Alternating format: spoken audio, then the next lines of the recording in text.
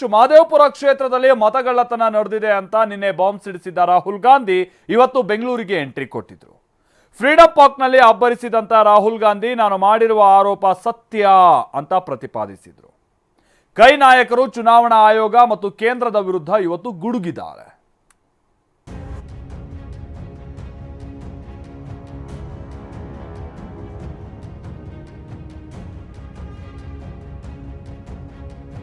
ಕಳ್ಳತನ, ಮಹಾ ಕಳ್ಳತನ, ಮತಗಳ್ಳತನ ಮಾಡಿ ಮೋದಿ ಪ್ರಧಾನಿಯಾಗಿದ್ದಾರೆ ಎಂದು ಸಮರ ಸಾರಿರೋ ರಾಹುಲ್ ಗಾಂಧಿ ಇವತ್ತು ಬೆಂಗಳೂರಿಗೆ ಎಂಟ್ರಿ ಕೊಟ್ಟಿದ್ರು. ನಿನ್ನೆಯೇ ದಾಖಲೆ ಬಹಿರಂಗಪಡಿಸಿರೋ ರಾಹುಲ್ ಪ್ರತಿಭಟನೆಯ ರಣಕಹಳೆ ಮೊಳಗಿಸಿದ್ರು. ನಿನ್ನೆ ದಾಖಲೆ ರಿಲೀಸ್, ಇವತ್ತು ಚುನಾವಣಾ ಆಯೋಗಕ್ಕೆ ಸವಾಲ್. ಫ್ರೀಡಂ ಪಾರ್ಕ್ನಲ್ಲಿ ಗರ್ಜಿಸಿದ ಕಾಂಗ್ರೆಸ್ ನಾಯಕರು. ನಿನ್ನೆ ದೆಹಲಿಯಲ್ಲಿ ಮತಕಳ್ಳತನದ ಬಗ್ಗೆ ಆಟಂ ಬಾಂಬ್ ಹಾಕಿದ್ದ ರಾಹುಲ್ ಗಾಂಧಿ ಇವತ್ತು ಬೆಂಗಳೂರಿನಲ್ಲಿ ಅಬ್ಬರಿಸಿದ್ರು. ನಮ್ಮ ಮತ ನಮ್ಮ ಹಕ್ಕು ನಮ್ಮ ಹೋರಾಟದ ವೇದಿಕೆಯಲ್ಲಿ ರಾಹುಲ್ ಗಾಂಧಿ ಚುನಾವಣಾ ಆಯೋಗ ಮತ್ತು ಪ್ರಧಾನಿ ಮೋದಿ ವಿರುದ್ಧ ಗುಡುಗಿದ್ರು.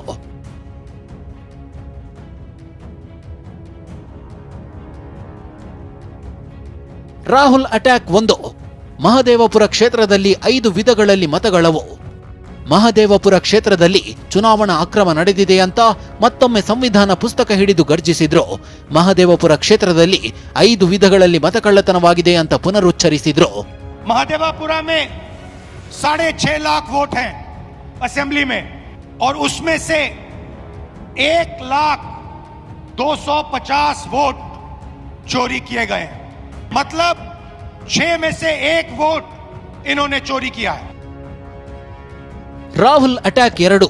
ಬಿಜೆಪಿ ಮುಖಂಡನ ಮನೆಯಲ್ಲಿ 80 ಮತದಾರರು. ಮಹದೇವಪುರ ವಿಧಾನಸಭಾ ಕ್ಷೇತ್ರದಲ್ಲಿ ಒಂದು ಕೊಠಡಿಯಲ್ಲಿ 80 ಮಂದಿ ಮತದಾರರು ಇದ್ದಾರೆಂದು ಉಲ್ಲೇಖಿಸಿದ್ರು. ಪರಿಶೀಲಿಸಿದಾಗ ಯಾರೂ ಇರಲಿಲ್ಲ. ಆ ಮನೆ ಬಿಜೆಪಿ ಮುಖಂಡನಿಗೆ ಸೇರಿತ್ತು ಅಂತ ರಾಹುಲ್ ಕಿಡಿಕಾರಿದ್ರು.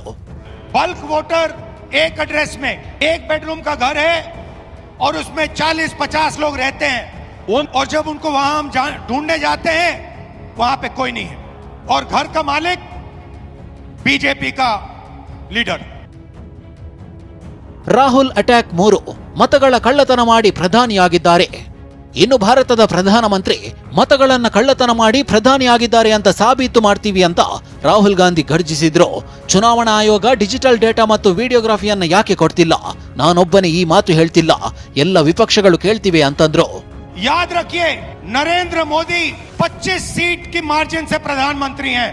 1 सीट हमने दिखा दी कि चोरी हुई है. 25 सीट वो 35,000 या कम वोटों से जीते हैं. अगर हमें इलेक्ट्रॉनिक डेटा मिल जाए, हम साबित कर देंगे कि हिंदुस्तान का प्रधानमंत्री चोरी करके प्रधानमंत्री बना है. पूरे देश को यह सवाल पूछना चाहिए कि इलेक्शन कमीशन इलेक्ट्रॉनिक डेटा और वीडियोग्राफी क्यों नहीं दे रहा है.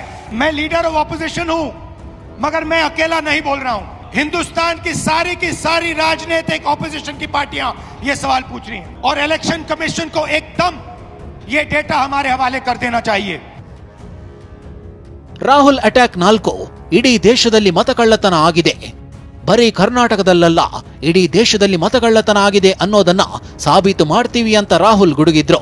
ನಾನಿಲ್ಲಿ ನಿಮಗೆ ಗ್ಯಾರಂಟಿ ಕೊಡ್ತೀನಿ, ಆಯೋಗ ಇಡೀ ದೇಶದ ವೋಟರ್ ಲಿಸ್ಟ್ ಕೊಡಬೇಕು, ವಿಡಿಯೋಗ್ರಾಫಿಕ್ ಸಾಕ್ಷ್ಯಗಳನ್ನ ಕೊಡಬೇಕು ಅಂತ ಆಗ್ರಹಿಸಿದ್ರು. ರಾಹುಲ್ ಅಟ್ಯಾಕ್ 5. ನಾನು ಸಂಸತ್ತಿನ ಒಳಗೆ ಪ್ರಮಾಣ ಮಾಡಿದ್ದೇನೆ. ಅಫಿಡವಿಟ್ ಕೇಳಿದ್ದ ಚುನಾವಣಾ ಆಯೋಗ ವಿರುದ್ಧವೂ ರಾಹುಲ್ ಕಿಡಿಕಾರಿದ್ರು. ನನಗೆ ಆಯೋಗ ಹೇಳ್ತಿದೆ ನೀವು ಪ್ರಮಾಣ ಕೊಡಬೇಕು ಅಂತ, ಆದ್ರೆ ನಾನು ಸಂಸತ್ತಿನೊಳಗೆ ಪ್ರಮಾಣ ಮಾಡಿದ್ದೇನೆ, ಸಂವಿಧಾನದ ಮೇಲೆ ಪ್ರಮಾಣ ಮಾಡಿದ್ದೇನೆ ಅಂತಂದ್ರು. बेंगलोर सेंट्रल की लोकसभा और उसमें हमने एक विधानसभा चुनी महादेवापुरा. उसमें हमने 100% साबित कर दिया है कि इलेक्शन कमीशन और बीजेपी ने मिलकर आपसे.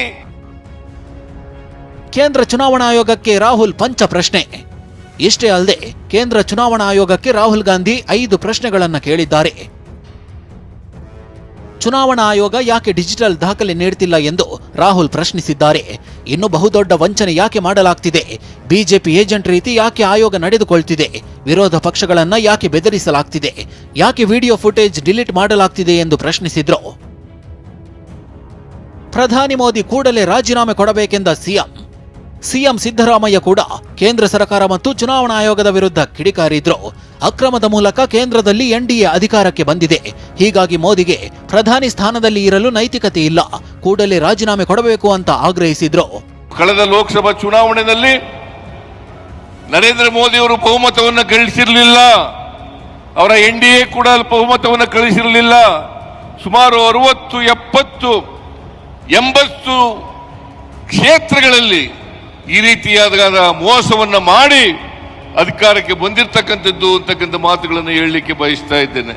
ಅದರಿಂದ ನರೇಂದ್ರ ಮೋದಿ ಅವರಿಗೆ ಅಧಿಕಾರದಲ್ಲಿ ಇರಲಿಕ್ಕೆ ಯಾವುದೇ ನೈತಿಕ ಹಕ್ಕಿಲ್ಲ ಅಂತಕ್ಕಂಥ ಮಾತುಗಳನ್ನು ಹೇಳಲಿಕ್ಕೆ ಬಯಸ್ತಾ ಇದ್ದೇನೆ.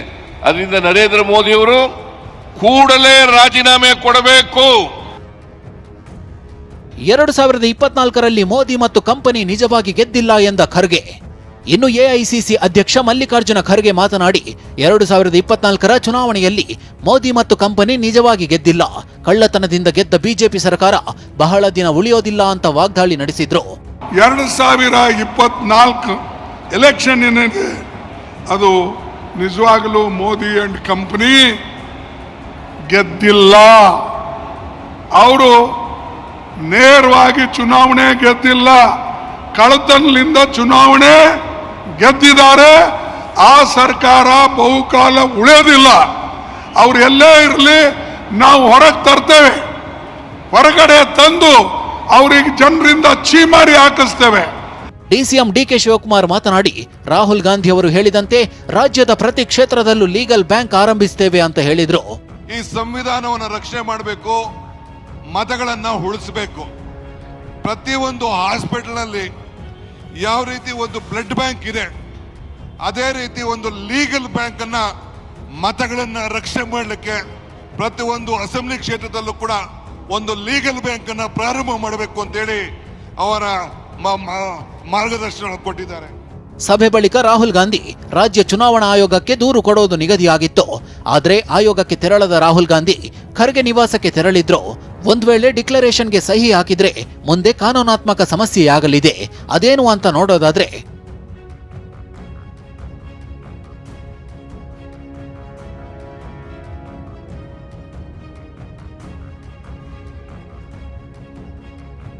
ಘೋಷಣಾ ಪತ್ರದಲ್ಲಿ ಕಾನೂನು ಅಂಶಗಳ ಬಗ್ಗೆ ಉಲ್ಲೇಖಿಸಲಾಗಿದೆ. ಚುನಾವಣಾ ಪಟ್ಟಿ ತಿದ್ದುಪಡಿ, ಸಿದ್ಧತೆ ಅಥವಾ ಶುದ್ಧೀಕರಣ ಸಂಬಂಧ ನೀಡುವ ತಪ್ಪು ಘೋಷಣೆ ಶಿಕ್ಷಾರ್ಹವಾಗಿದೆ. 1950ರ ಪ್ರಜಾಪ್ರಭುತ್ವ ಪ್ರತಿನಿಧಿ ಕಾಯ್ದೆ ಕಾಲ 31ರಂತೆ ಗರಿಷ್ಠ 1 ವರ್ಷದವರೆಗೆ ಜೈಲು ಶಿಕ್ಷೆ ವಿಧಿಸಬಹುದು, ದಂಡ ಅಥವಾ 2 ವಿಧಿಸಬಹುದು ಅಂತ ಅರಿತಿದ್ದೇನೆ ಅಂತ ಘೋಷಣಾ ಪತ್ರಕ್ಕೆ ಸಹಿ ಹಾಕಬೇಕು. ನ್ಯಾಯಾಲಯ ಅಥವಾ ಅಧಿಕೃತ ದಾಖಲೆಗಳಲ್ಲಿ ಸುಳ್ಳು ಸಾಕ್ಷ್ಯ ಅಥವಾ ಪ್ರಮಾಣ ಪತ್ರ ನೀಡುವುದು 2023ರ ಕಾಲಂ 227ರಂತೆ ಶಿಕ್ಷಾರ್ಹವಾಗಿದೆ. ಇದಕ್ಕೆ ಹೆಚ್ಚು ಕಠಿಣ ಶಿಕ್ಷೆಗಳನ್ನು ವಿಧಿಸಲಾಗುತ್ತೆ.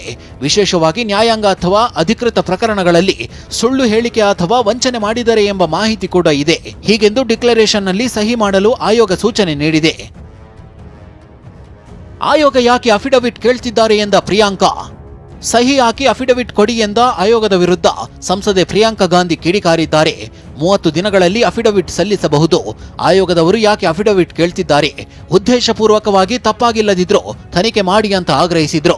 जो एफिडेविट मांग रहे हैं उस नियम के तहत 30 दिन के अंदर आप एफिडेविट दो, नहीं तो कुछ नहीं होने वाला. तो एफिडेविट क्यों चाह रहे हैं? तो इतना बड़ा खुलासा किया है. अगर ये सब है, मान लो अगर अनइंटेंशनल गलती है तो आप उसको इन्वेस्टिगेट करिए. आप वोटर लिस्ट दे क्यों नहीं रहे हैं? आप इन्वेस्टिगेट कर क्यों नहीं रहे हैं? उसके बजाय आप कह रहे हैं कि एफिडेविट साइन करके दो. इससे बड़ा ओथ क्या है जो हम सदन में लेते हैं? पब्लिक में सब कुछ कह रहे हैं, दिखा रहे हैं आपको कि देखिए 40,000 फर्जी वोट हैं. विधानसभा का चुनाव और उसमें 1 लाख आपने फर्जी वोट डाल दिए, तो जहां आप वोट जहां जो जीते आप कहेंगे वही जीतेगा. ಮತಗಳ್ಳತನವನ್ನೇ ಪ್ರಮುಖ ಅಸ್ತ್ರ ಮಾಡಿಕೊಂಡಿರೋ ಕಾಂಗ್ರೆಸ್ ದೆಹಲಿಯಲ್ಲಿ ಸೋಮವಾರ ಪ್ರತಿಭಟನೆ ನಡೆಸಲಿದ್ದು ಕೇಂದ್ರ ಚುನಾವಣಾ ಆಯೋಗಕ್ಕೆ ದೂರು ಕೊಡುವ ಸಾಧ್ಯತೆ ಇದೆ. Bureau report, TV9.